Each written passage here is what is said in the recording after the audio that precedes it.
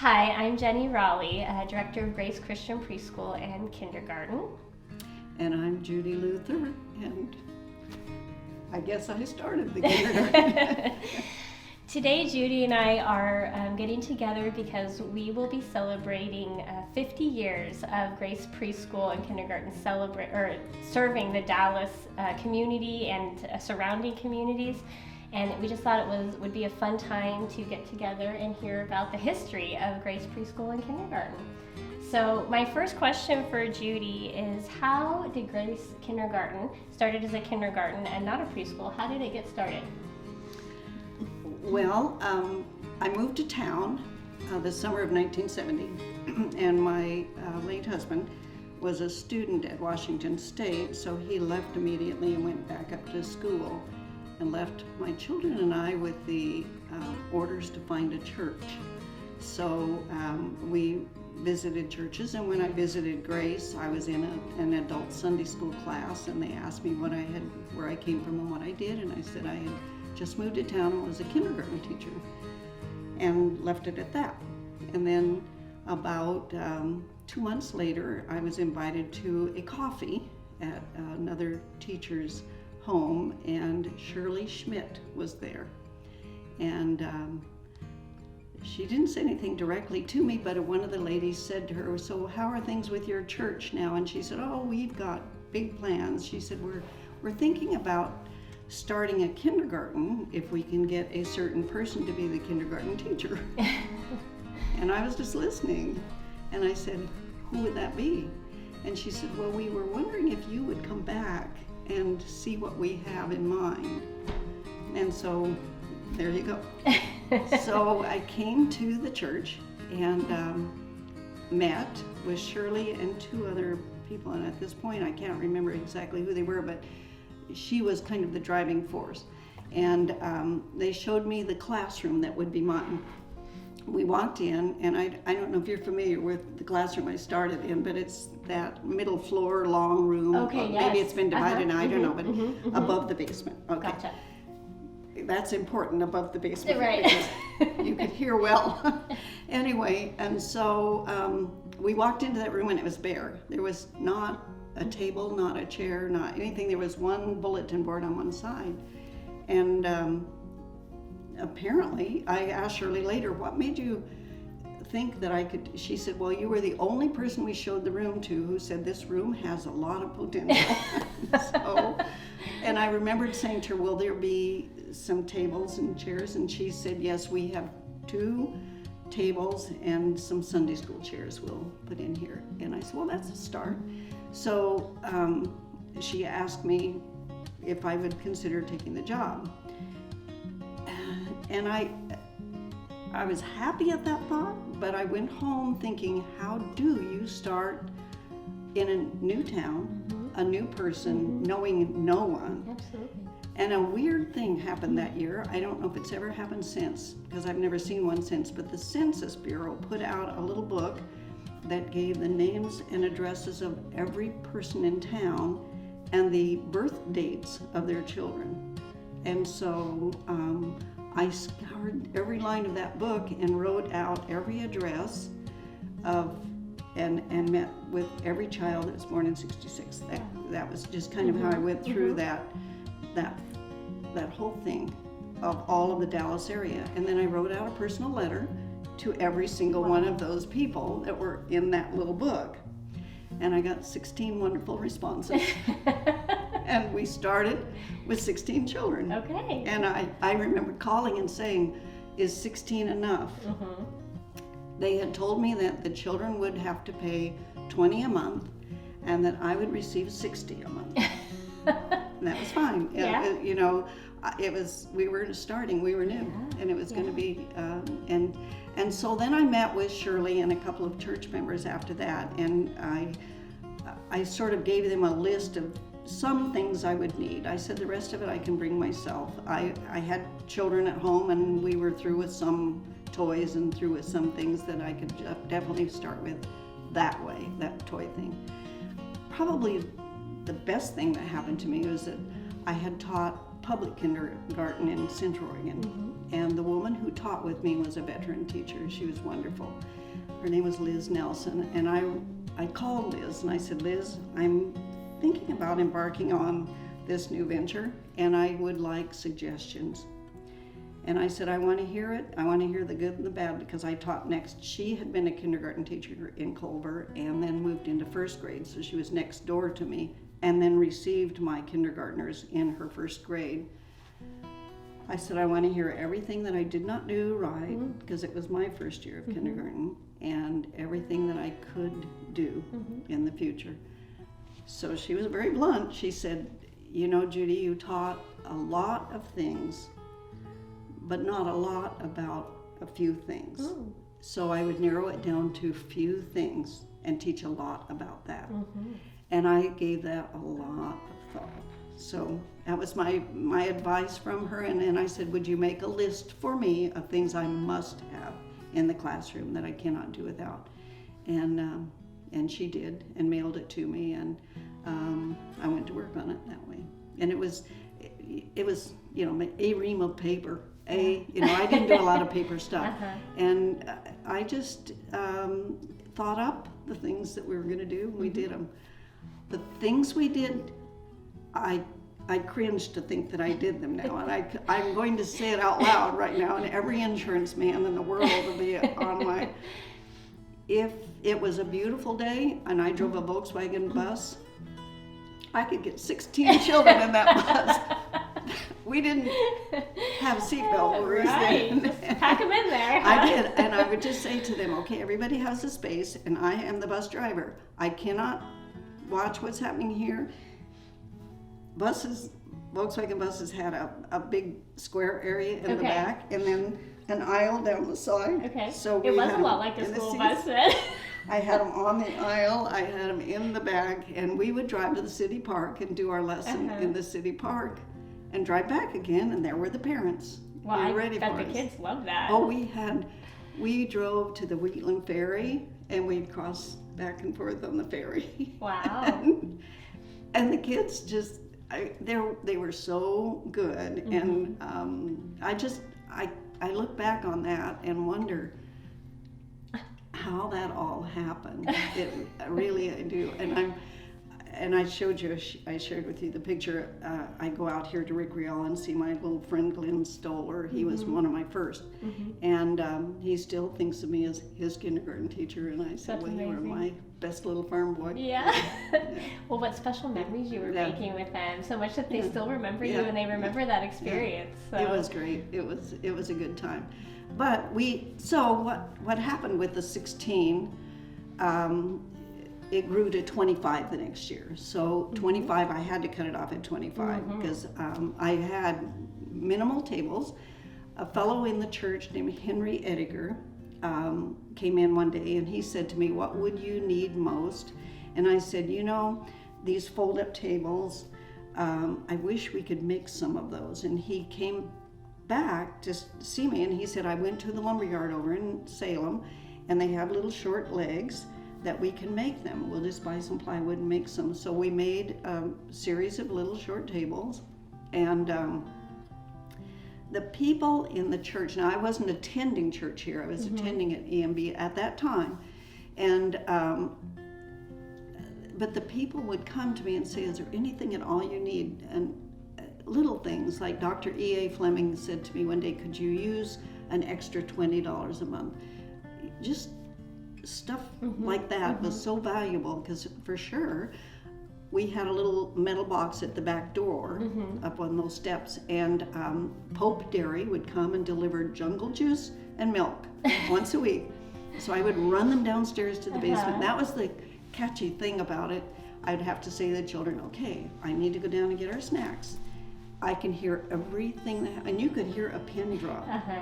It didn't matter. But I gotta tell you, the tables we had were kidney shaped, and everything rolled to the middle. Because the inside legs, I don't know why they put the inside legs shorter, but everything rolled down. So a crayon, if a crayon got loose, it was boom, and it sounded like a bomb went off. Oh, how funny. So I could hear if something happened, and they would fold their hands and wait for me.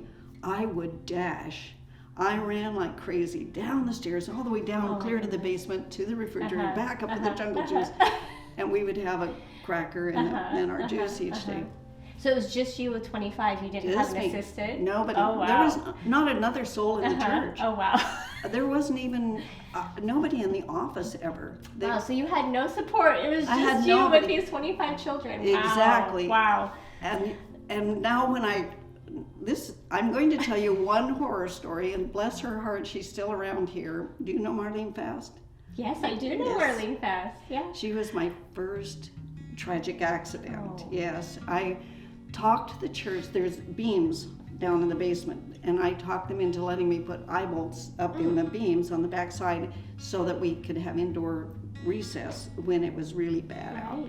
And we did. We had some swings I would hook up there in the early morning, and the kids could swing and everything. Well, Marlene swung and came off the swing, and of course it's a concrete floor. Right. Well, she went down.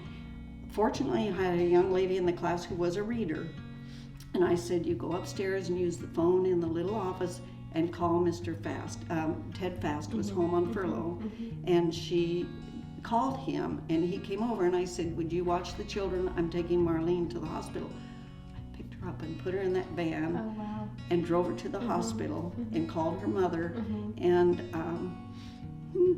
the fellow came out of the emergency room, and he said, who moved this child? And I said, I did. And it was a head injury, you know, but she was okay. Yeah. Bless her heart, and her parents were so forgiving of that. But those things, when I stop and think about them now, I realize I knew nothing. Yeah. I knew nothing. And fortunately, things happened that they did. Right. And I'm going to go back to Ted Fast. Ted came in one day after I developed the second half of the day. So after we grew, pretty soon I had 50 children. Oh, wow. And I was still the only teacher. And I didn't allow in my planning to the church, and Shirley was always my between everything that I needed. I didn't allow for things like any sick leave or anything like that, so I was never sick. And we were on a very lengthy schedule. I didn't take a lot of the days. We were almost ahead of the school district as far as days were concerned. Yeah, we were in school all the time. Was it a half day? Half day, and then I started 2-a-days, so I would go Gotcha. 25 morning, 25 afternoon. Wow. So I would take a 30-minute break in the middle. And I got a really bad headache one day, and I was kind of sitting and holding my head, and Ted came in and he said, what's wrong? And I said, really working on a headache. And he said, you need to go home. And I said, no, there is no one. I'm it, Ted. And he said, no. So we sat and prayed, and I went through the day, but it made the church then work into a possibility of a substitute someday if I needed a substitute. And I never ever needed one. So it worked out great just knowing that I had somebody. But then I asked Ted if after he prayed with me, I said, I think my children need a little chapel time. And he was excited about that. So there's an upstairs room on this side, and I went up and built these little chapel windows and so we started having chapel, because I didn't want it in the classroom. Okay. I wanted them to leave the classroom and have that time, and then Ted would come up and teach a little 10-minute lesson. And that's great. He was a sweetheart. He was the best man. But people like him, Dr. E.A. Fleming would give me stamps for the envelopes to mail out for the children for their tuition or whatever you call. And so we started with that 16. The next year it was 25, and then the next year was 50. And so 3 years into it was 50. I was doing 2-a-days.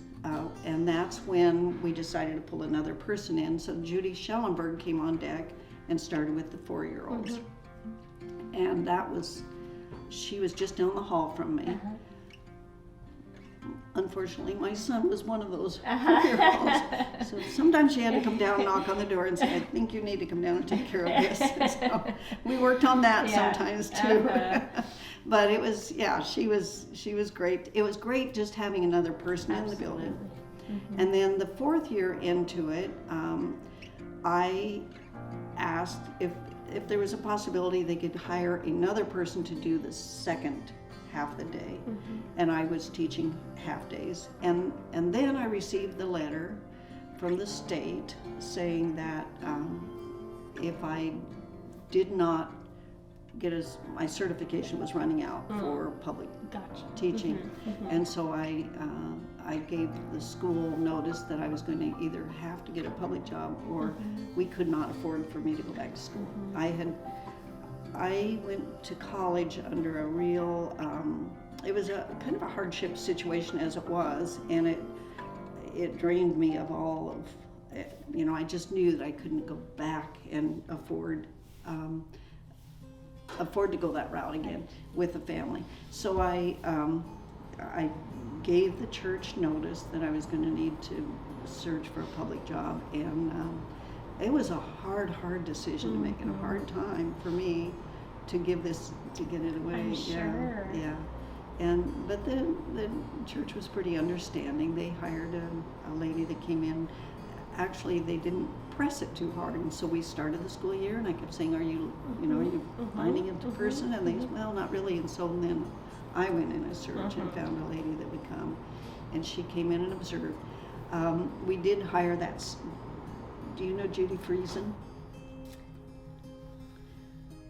Matt Friesen and Michael Friesen and Molly Friesen. I mean, I know some folks by last name of Friesen, so they're probably Judy, related. Yeah, Judy came and taught half a day, one half of the day that I was not not in the classroom, and so but that she left at the same time I did too, and then that other teacher came in and took them the full time. And from there on, I could not tell you the number of staff people.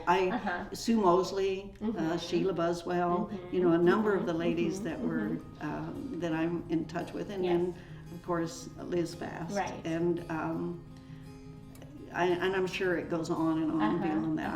I did not keep track of it because I went on and did other things, but I've always had a heart here, and my grandchildren and great-grandchildren. So it's, you know, it just keeps on going, and I was so thankful that, and you shared a little bit with me that briefly the kindergarten closed, and and on the tails of probably going public. But I'm thankful it's only briefly, because it is a valuable, it is a huge asset to this community. I'll go back a little ways. When I started the kindergarten, I wondered what made the other kindergartens happen, because I knew what we did. I had conferences just like they do at school. I developed a report card that I had printed up in a print shop over in Salem. I called it more a maturation scale, and so it talked to if your child can do this, then this is what's happening. If they cannot do this, then this is what we need to work on. And it was all maturation, and I would just check those so that they could say, we are doing these things. We can look somebody in the eye. If we can't, we're going to work on that. I mean, it was nothing difficult, but everything necessary for them to have to leave the building and know that they were going to do well. And so I invited all the first grade teachers for a meeting in the basement, and I invited the other kindergartens to come also. So we met in the basement one day, and I said, I'd like to discuss what you need from us. And so each of them talked, but I got a feeling at that time that our elementary schools were not all on the same page too. That one believed they were doing things a little better than the other, and another one, and I was like, what? This is new. And I just kept coming back to that. We want to serve you. I hope we're all doing what we need to get, you know, and it was a good time. I mean, I think we all came away from that knowing that these things are necessary for our kindergartners to be successful. And we're gonna make it happen. And it was not, as you and I discussed, it was not all academic. It was mostly learning to do people stuff. Social, emotional, which is so important, and it still is so important. Yes, it is. It's in fact, I would say probably today with the things that are bombarding the children, the little devices that they have in their hands, I would say that what you do in here, that is interaction, is far more important than when it was in my day.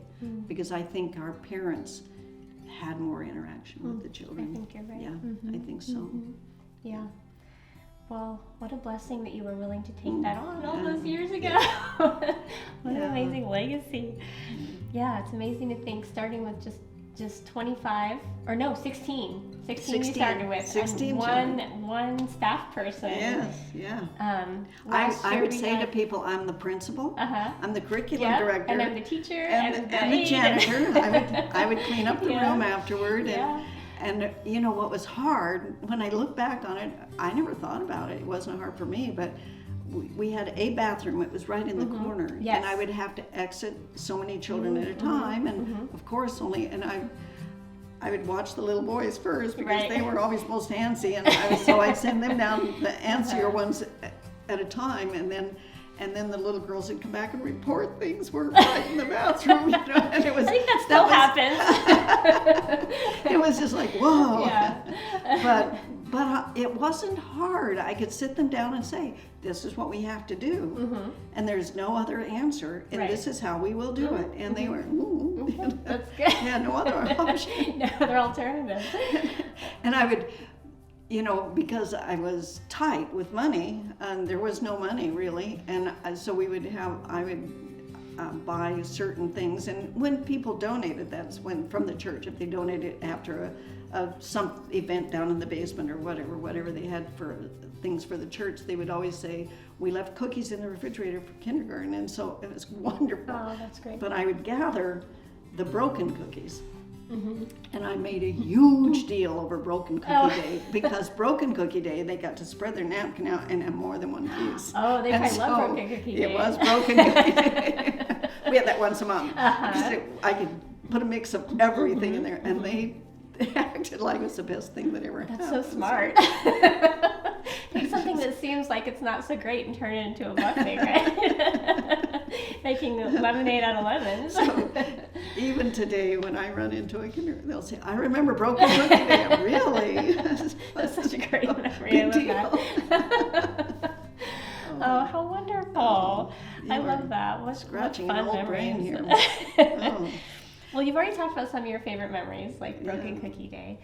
If you had one thing you could tell families about Grace Preschool and Kindergarten, what would it be? What would you want them to know?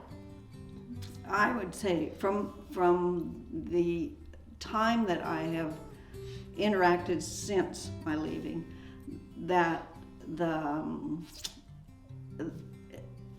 caring aspect of it, and having, I don't know how often you're able to pray or have God in their We still in have their chapel presence. time. Okay. We have chapel every Okay. week, and the teachers Okay. always pray with the students at Okay. least once a day. Okay. In the class. That's right. And as we could over our snack, we could have a brief prayer over our snack. I could even ask children if they wanted to do the snack prayer.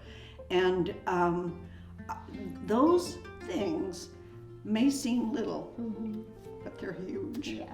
Huge. Yeah. Absolutely. When you get to this age, you know how huge. Absolutely. It's very important, very important. And I used to say to people, they'd say, you taught that many kids for, less than $100 a month. And I said, you know what? Those were my mission years. Absolutely. That was my mission. I knew in my heart that I was doing this for a reason other than a living. It was not, it was not a period of time that I would have even, and like I saw children out here playing on the playground, I could come here and work and bring my children and they could play while I was doing it. It was a working mom's perfect conditions. Yes, it was. It was not. It was nothing that I could ever had any fear. Another of my worries when I think back on it is in my yard. I had an old climbing device. It was made out of it's probably a Montgomery Ward's cheesy metal. We screwed it all together and things. And when we were through with it, I brought it here. Okay, and it sat out here, Yeah. and I'm sure it rusted into the ground. But when I think about the that thing was so feeble, a lot of those so older, feeble. play And structure things were it the sat out here for a lot of years. Uh-huh. I was amazed at how well it held up, and it started the playground. Another thing that it was kind of my own little bias. I was kind of against what they called, because my daughter went through an EMB, kindergarten graduation. Oh. So rather than having kindergarten graduation, I had kindergarten celebration. Oh, yeah. And so I started a maypole. Okay. So we'd practice the maypole. And then along with that, I had a little operetta, so that they would do a musical, like we did Henny Penny one year, and just little musicals. And then they would sing the songs that they'd learned throughout the year, and they would just shout them out. The kids were, and so we did one out here on the parking lot, and they did the maypole first, and then we did our little operetta, and then they sang their songs. We did one over on the lawn, and we did a couple of them because of weather in the basement. But that was our year-end celebration, and at that time I just invited the parents, and it wasn't a big show or anything, but the kids loved doing it. They really loved doing the maypole. I bet they did. How fun. Yeah, that was a big learning lesson for us. That routine. Yes. Yeah. Practice. That's right. And they loved. Good for them to do that. Though. Yeah, it was. It was a good physical activity, and they would say, "Can we go down and practice the maypole?" And I'd say, "Well, we'll do that at recess time." And right. Yeah. Well, and then they're so proud too to show their parents what they have accomplished. Because I got I don't know, the core out of carpeting and made a standard for it, so it was quite high. Yeah. And then I would take muslin and tape it around the inside, and then they would look at how they had woven that as they did it. Well, then when I made that ribbon, when they got to see their ribbon and all the bright colors of their ribbon woven, and they would just stand back and say, "Look at how beautiful it is." and it really was pretty. They would weave it all the way down, and we'd tie it, and then we'd march off and sing, and fun. It was fun. It was a good activity. Might have to bring back the maypole. Really, it is. Once they learned that opposite direction and in and out and in and out, they learn it well, and they you could see their little eyes coming towards somebody and say, they push that person. Remember which way they're supposed to go. Touch each other. I'd laugh. Sometimes I think, "Oh, you kids are better than better." But it was fun. A lot of fun. Bev Schrag. Do you remember Bev? Okay, Bev offered, bless her heart, to be the pianist. Okay. Anytime we would need a pianist, she would do that. The ladies of the church would make sweetbreads, so if we had anything. One year of my teaching here, that particular year, I had a child who was home from the mission field with her parents from Africa, and a child who had just moved here from Hawaii, and a child who was born to a native Hawaiian, and they had just moved here as a family. And then Ted and Esther were back from India, and I'm trying to think, we had one other. It seemed like we had 5 children out of that 25 who had something of a worldview to share with us. And so I wrote to each of their families and said, "Would you share on this particular evening?" And then all the families came, and we made foods of all of the different areas, and the children got to tell me what foods would be best for us to have. And we came and ate, and then the children stood up and told us things about what they saw and did in their country that they came from, or state. Hawaii was a state.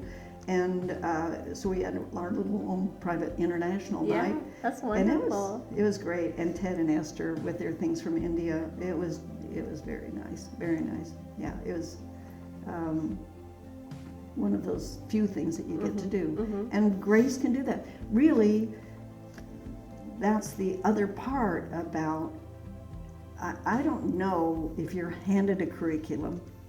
You can dive away from your curriculum. You can take all the time in the world for one issue if you need it. And that's the beauty of having this. The public schools, you know, if you need that extra time today, you take it. That's right. That's right. You can be flexible with your time and meet the children's needs that's where exactly they're at. right. Right then. Right then. Not put it off and say, well, we'll address this another day. That's right.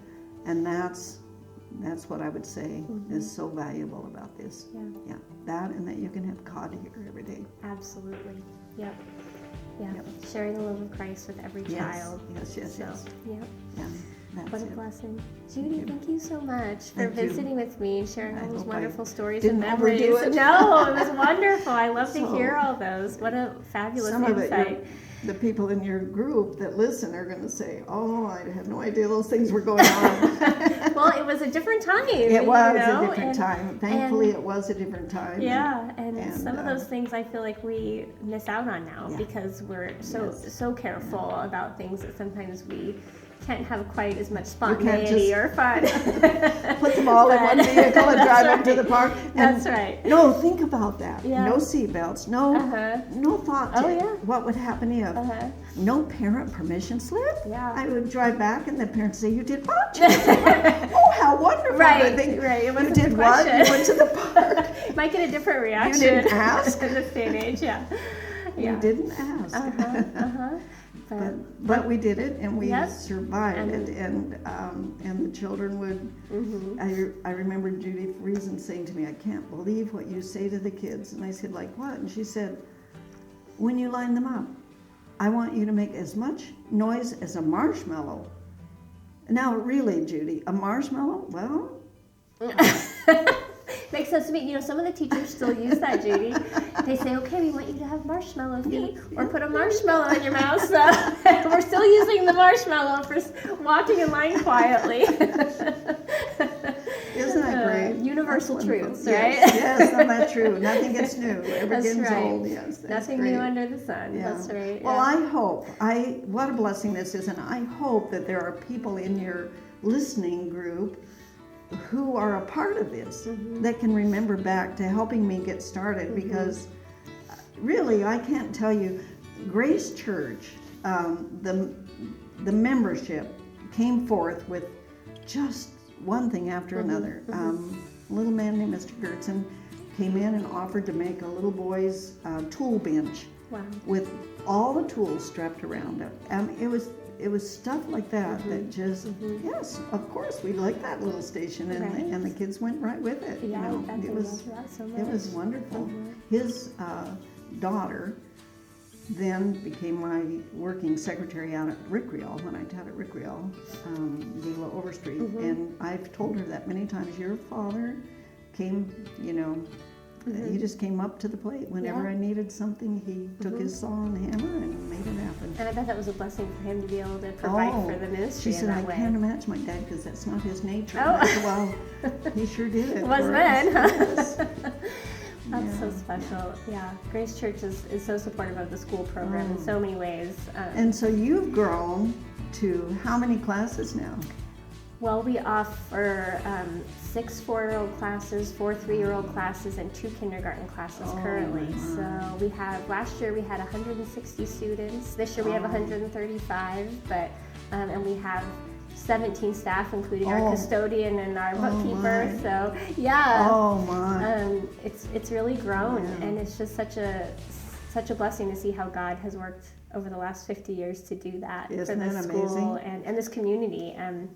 And so many families that call and are interested say, we've heard just so many good things about Grace School, and whenever we ask about where should we send our child to preschool, the first thing we hear is Grace Preschool, and that's just a blessing to hear how God has been working in the community through this little school over the years. So that's right. Yeah, that's right. Yeah, I just it's amazing to me.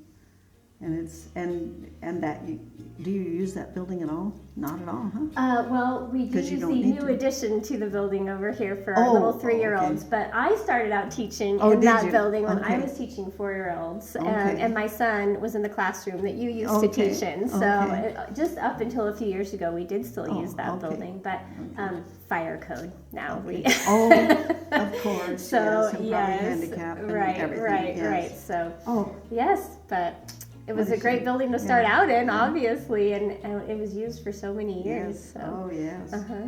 But you can imagine what it was like for whoever's in the basement listening to what was Yes. happening above. And we do still use the fellowship hall, which I think is the Oh, basement yes, area you're yes, referring to. yes, So yes. we use that for our chapel time, and we Oh, use it for okay. recess sometimes when the Okay, weather's not yeah. good. So it is still used. It's been well used, and a lot could happen down there. Yeah, that's right. It was good. It was all right. good. Yes. I had nothing but the fondest memories. I am slow to pick up on things that could be different and so on. And so, even though I said school starts at 8:30, if parents pulled around here at 7:30 and sent their little ones up the steps, hey, I had You took somebody them at in. 7:30. What are we gonna do? here? Right. You know, and that was, and I wonder now how those kinds of things are handled, or how I should have handled them any differently, or if a parent, the part where I worried is once I became a 2-a-day, I only had that half an hour, Right. and a half an hour to change out name Oh, tags, to yep. change out, to So you start didn't the get new much flush. lunchtime. Yes, well, and I didn't worry so much about lunch, but more getting changed out so that each child that came in had Had their, their- yeah, because their I don't special want to come spot. in and see what Absolutely. somebody else's, and you know how a kindergartner would be with Right. that. This isn't my name. I know, this is my place. And so just that change out time, well, if a parent didn't come, and I'm watching the child, and I couldn't leave them out here. Right. They need supervision. We never locked that door. Oh, yes. And I think back on that, and I think it was another time. Thankfully, it was was, another time, yes. because nobody ever came in that door, Yeah. and I was the only person here. Yes. And I'm thinking sometimes, whoo, Yes. we yeah. were very fortunate. Unfortunately, we Yes. have to, in this day and age, keep the doors locked at all Oh, of times, course. and make sure we've always got an extra Yes. staff person on hand for emergencies. Or and- another piece of eyes, Yeah, yeah. mhm. And good thing was the children could look out onto the walk, and they could tell me if they saw something out Yes, there, and then yes. we'd all look, Right, and then we'd right, decide right. whether it was good or bad, and what they could do about it, Yeah. and then we, but I think back, I should have, as soon as the last child was in, locked that door. But also, parents would come and go Right. whenever they wanted to also. So, Yes. it's just a different time. It was a different time, yeah, a simpler time in Well, a lot of ways, but I bet you have other things you need to do oh, with this. no, it's all right. It's been so fun thank visiting you. with you. Thank I really you. enjoyed it. Well, I hope it's worthwhile. I Yeah. hope that it was bound to do nothing but grow. Yeah. And you've been very very careful to hire people who care. And that's another part in it too. Yes. Yeah, that's good. Yeah, we have an amazing staff team that just loves their kid, loves their students. Yes, So, yeah. no, that's right. Yep, That's yep. exactly right. So, all right. Did I cover Thank everything? you. I think you did. Okay, Yes. Thank you. More than you wanted. Thank you, Judy. No, that was Thank perfect. you, Isaac.